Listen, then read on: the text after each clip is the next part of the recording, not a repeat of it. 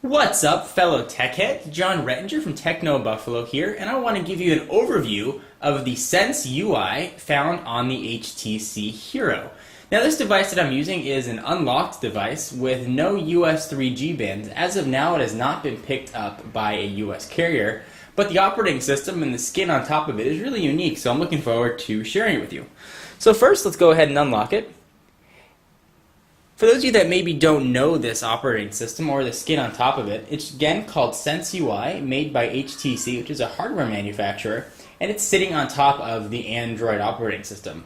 Some of you might be familiar with other HTC devices, and this may even look familiar to you as cues from TouchFlow and TouchFlow 3D that are found on Windows mobile phones have taken some cues from that. Let's go ahead and get started. This is a widget-based interface, and I'll show you what that means in just a moment. So on typical Android devices, you've got 3 home screens that you can slide around to. And this really takes that 3 home screens and more than doubles it. It actually gives you access to 7 home screens. I'm just scrolling around here and you can see that there are a lot of screens to use. So let me show you what you can do with these screens. This is what I have set for my home screen. I've got a big clock widget with a weather widget down below. You can see I'm in Irvine. And that'll actually automatically adjust per your location, which is actually quite neat. And these are just shortcuts that I have on what I consider to be my mobile desktop. And you can move these shortcuts around just by holding it down. And you can tap and move them around. You can see that little square glows to let you know where you can put an icon. If you want to delete it when you're holding it, you just drag it down to remove. It'll glow red and you let go and there it is. So let me show you some of the widgets that you have a choice of putting on here and some of the customizations that you can do.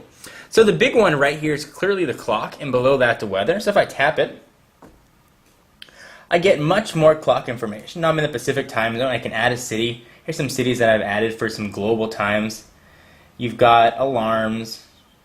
You've got a stopwatch. And then you've got a timer with a very familiar looking dial interface. Let's go back home. We'll go over to the next screen here. In fact, let's go to a blank screen and I can show you some of the widgets that you can add. So you add widgets quite simply by using this plus button, and it pulls up a list of what you can add to the home. You can add shortcuts, and here are some already pre-described shortcuts, so bookmarks, Google Mail, mail inbox, and programs. You go ahead and just select whatever program you want and put an icon right in. So I'll show you what that looks like. Let's say I want to put in my mail inbox, for example. Just a standard shortcut. I don't have any mail set up here actually, so that was a bad choice. Let's say I want to set up music playlist. We'll add a playlist. And I'll go ahead and hit back. And you can see what sort of these options look like for you. So going back to the added shortcuts, you've got HTC widgets, and this is where the HTC customization comes into play. And let me show you what these are. These are really the most exciting ones on here. You have bookmarks, calendar, clock, footprints, I'll show you about in a minute, mail, message, music, people, photo album, photo frame, search, settings, stocks, Twitter, and weather. So I'm going to give you just a sampling of what you can do here. Let's say I want to pick bookmarks. I'll go ahead and tap that. Go ahead and tap that.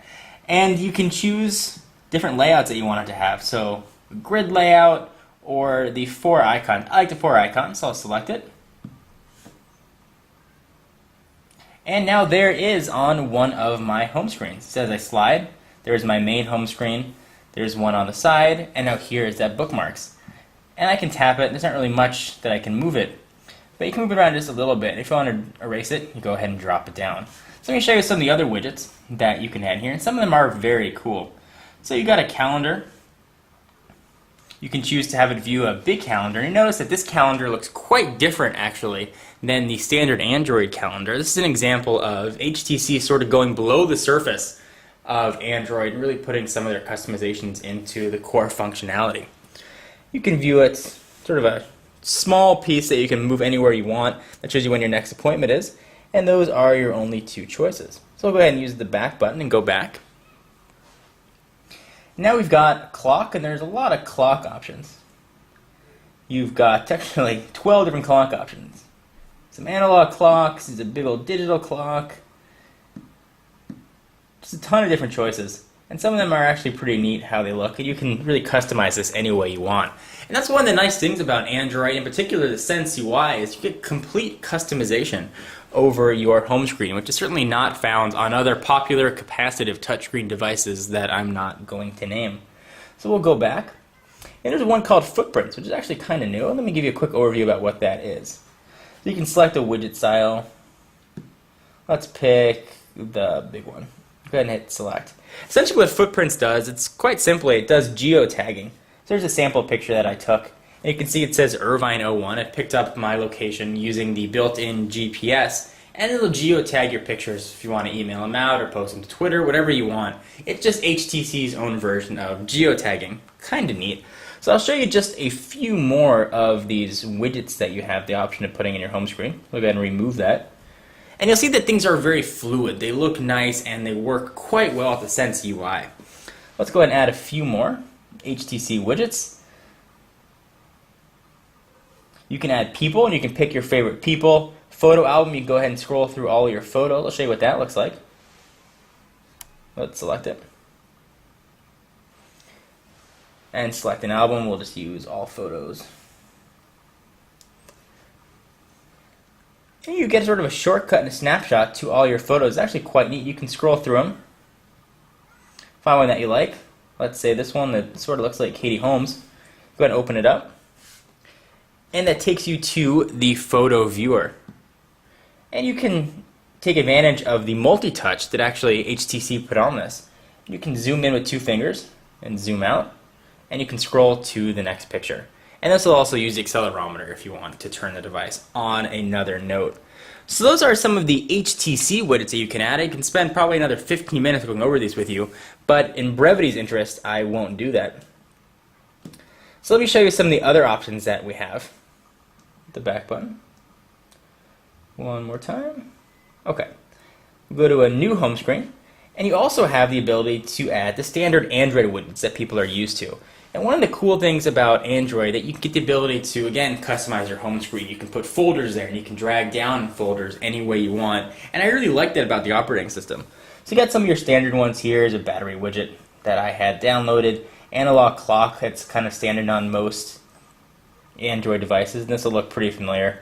And you can move it around just like you can on other Android devices. You'll see that little square that follows it around to help you put your icons wherever you want. And to further show that, if I select, say, Google Maps here, you can see that it follows me around to let me know where I've got room to put icons. And you can really customize this any way you want. And you've got all these home screens. One thing I will say, though, if I'm all the way on the leftmost home screen, I want to get all the way back to the right, there isn't a home button that I can use that'll take me, well, back to the side, or that'll help me move along. You got to scroll through each screen individually. So I can, like I said, if I hit home, it'll take me right back to that home. But if I want to keep scrolling, I got to keep scrolling all the way through.